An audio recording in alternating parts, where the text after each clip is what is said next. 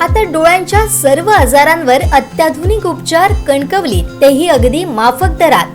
Nap I hospital Miraj संचलित विवेकानंद नेत्रालय आणि retina centre मध्ये आजपर्यंत 15,000च्या वर डोळ्यांची ऑपरेशन्स, विना टाका विना इंजेक्शन मोतीबिंदू शस्त्रक्रिया, डोळे तपासणी, चष्मा, तिरळेपणा आणि डोळ्यांच्या सर्व आजारांवर उपचार, डायबेटिक आणि उच्च रक्तदाब असलेल्या रुग्णांवरही डोळ्यांचे उपचार.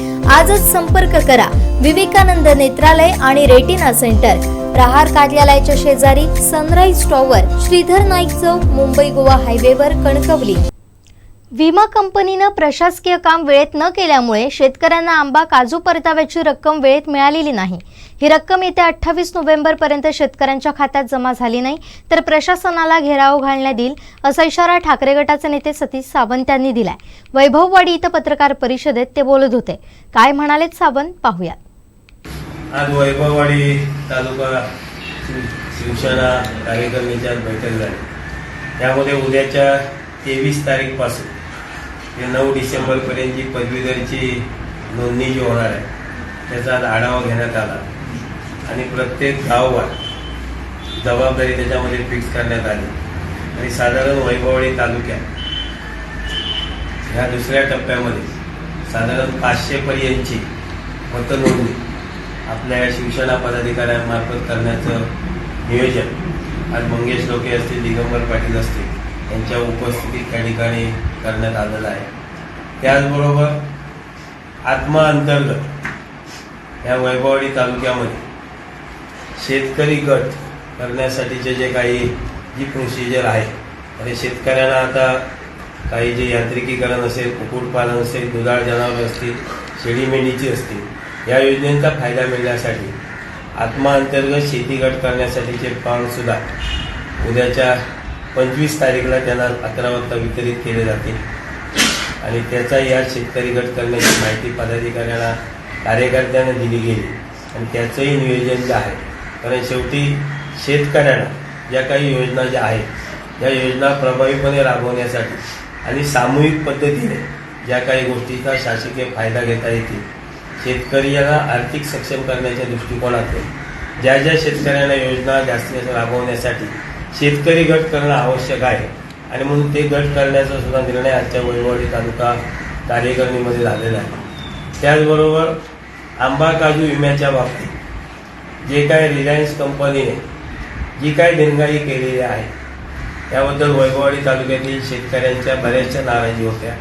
विशेषतः कुसूर जे काही नवीन हवामान आधारित केंद्र झालं या ठिकाणी अद्यापही शासनाने हवामान आधारित केंद्र बसवलेलं नाही आहे आणि म्हणून कुसूरला येडगावच्या टिगर घेऊन कुसूर मंडळातील लोकांना त्या ठिकाणी आंबा आणि काजूची नुकसान भरपाई देण्याचा निर्णय हा रिलायन्स कंपनीने 4 दिवसापूर्वीच्या चर्चेद्वारे घेतलेला आहे.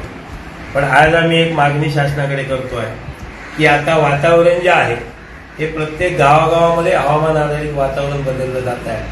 म्हणून 2-2 किलोमीटरवरचं वातावरण दुसऱ्या 2 किलोमीटरवर असेल हे आज सांगता येत नाही आहे आणि म्हणून प्रत्येक ग्रामपंचायतीच्या हद्दीमध्ये शासनाने हवामान आधारित केंद्र बसवावे यासाठी ग्रामपंचायतीच्या ग्रामसभेने या जिल्ह्याच्या पालकमंत्र्यांच्या नावाने आणि कृषी मंत्र्यांच्या नावाने जेणेकरून या डिसेंबरच्या ते ठराव द्यावेत की जेणेकरून येणाऱ्या दीड वर्षामध्ये ही हवामान आधारित केंद्र ही त्या ग्रामपंचायतीमध्ये बसतील. म्हणजे या ठिकाणी सह्याद्री पट्टा असेल, हायवे लगतचे असतील, वेगवेगळे जे काही हवामान आधारित जे काही फरक पडत आहेत त्यामुळे शेतकऱ्यांना आंबा नुकसानीपासून, काजू नुकसानीपासून वंचित राहावं लागतं आहे आणि म्हणून ही वैभववाडी तालुक्यामध्ये किंवा जिल्ह्यामध्ये सुद्धा हवामान आधारित केंद्र वाढली पाहिजे. यासाठी आता जी जिल्ह्यामध्ये 57 आहेत ती 57ची वाढवून मोठ्या ग्रामपंचायतीमध्ये जास्तीत जास्त ही हवामान आधारित केंद्र वाढली पाहिजे. यासाठी ग्रामसभेने ठराव करावे अशा प्रकारची माहिती आमच्या कार्यकर्त्यांनी दिलेली आहे.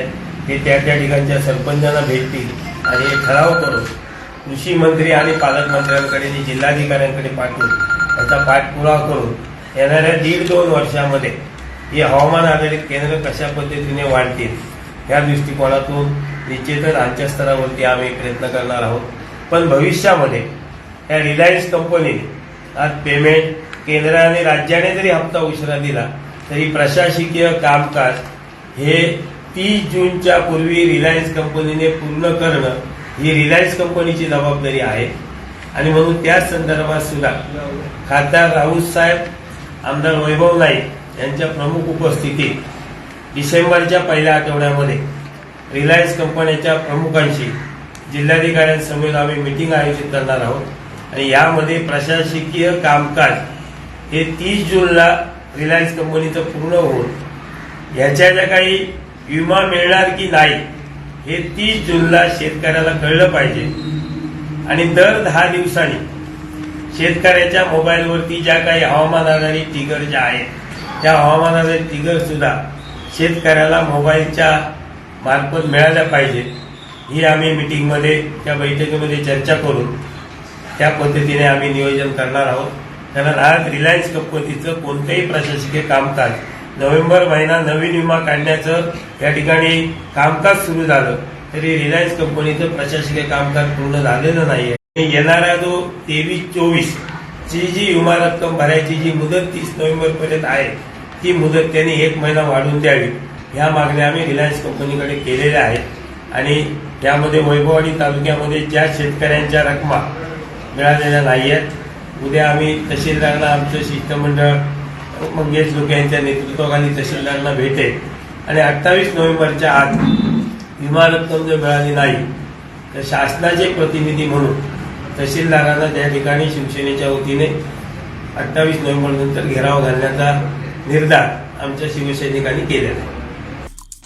आमचे दिवसभरातले सर्व अपडेट्स, ताज्या घडामोडी आणि थेट लाईव्ह पाहण्यासाठी सबस्क्राईब करा, लाईक करा कोकणचं नंबर 1 महा चॅनल कोकण 7 लाईव्हचं YouTube चॅनल.